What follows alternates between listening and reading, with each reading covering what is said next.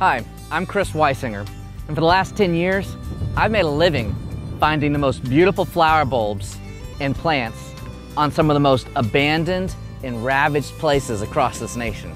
These are flowers, fruits, and vegetables that most people have either forgotten about or never even seen before. But even after everybody else has forgotten, the flowers still remember.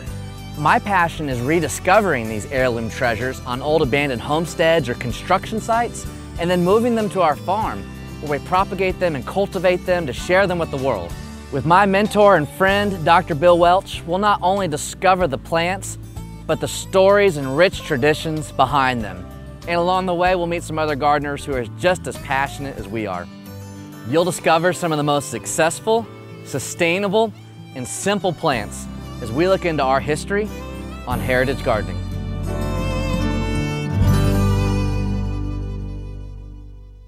When we're on a bulb hunt or traveling some of the back roads, sometimes we find beautiful flowers in the abandoned places. We sometimes wonder what these gardens might have looked like in their heyday, and we've got a real opportunity today to visit with Greg Grant at his ancestral home in Arcadia, Texas, and just see how he's put all of this back together in a very meaningful context.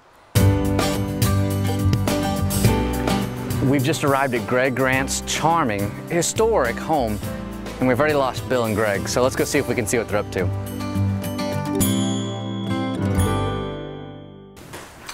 There you are.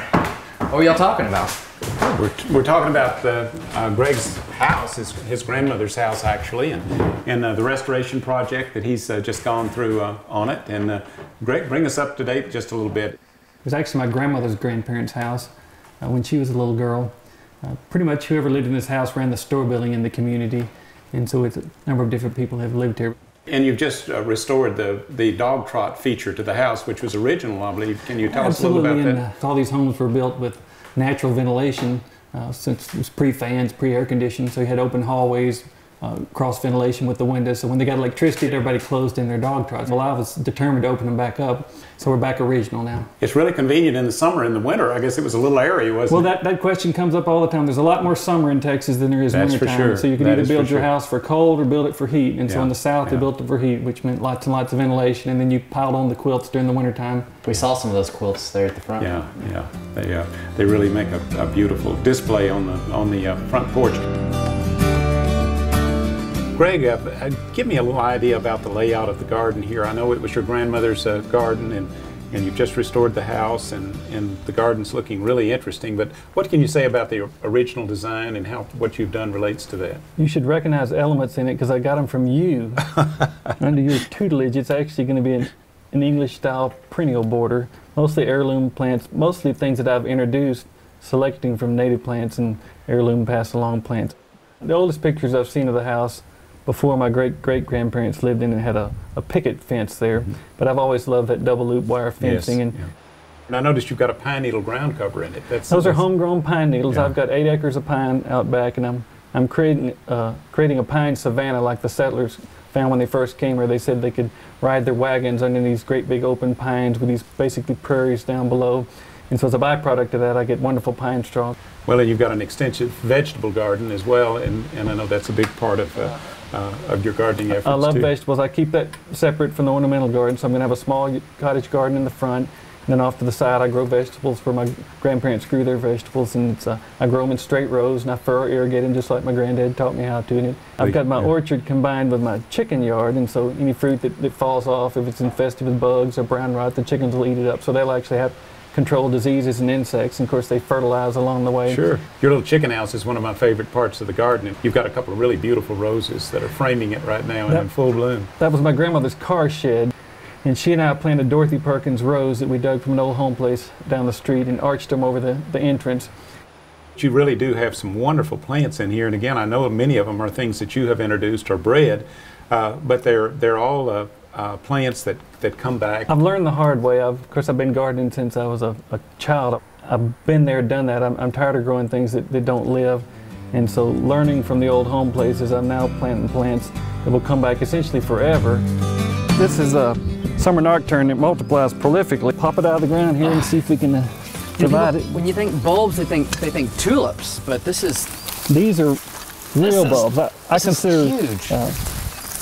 Matter of fact, let me shear off a little dirt here. Crinums remind me of Texans because they're big and bold, bordering on obnoxious. Now let me show you how I get the dirt off of them. Okay.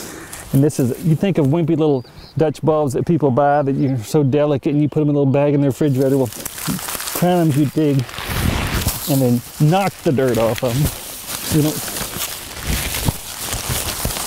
and then you get to see how many are actually in here. Crinums, and I think Dr. Welch is the one that said no crinum ever died. Unless you go far enough north to freeze them, they literally live forever. So there's 1, 2. Look at this. We just dug here and we made a big hole. I mean, what do we do next? What I always do, I take the biggest, prettiest one of all that I know is going to make blooms and put it right back in the hole. And oftentimes you'll get almost as many blooms on that same one that you were getting with that clump there. Right. One thing that we were talking about is that even after everybody else has forgotten about these old home sites, it's the flowers that remember. Absolutely, and this one's cool because this crinum right here ties Africa and America together, just like the South does. So it's half American, half African in the genes of this plant right here. And so most people just look and think of flower and they don't realize the history that's flowing through that plant. Not only more recent history with the family that grew up, but the genetics of the thing going all the way back. It's half an American species and half an African species. And to me, that's all amazing. There's a lot more than meets the eye with heirloom bulbs.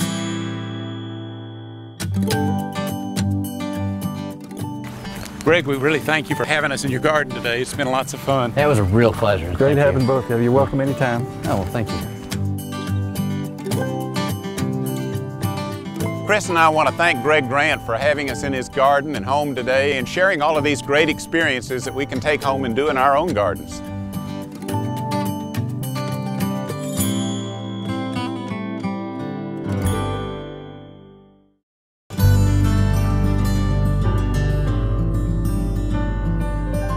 This nation has a rich gardening heritage.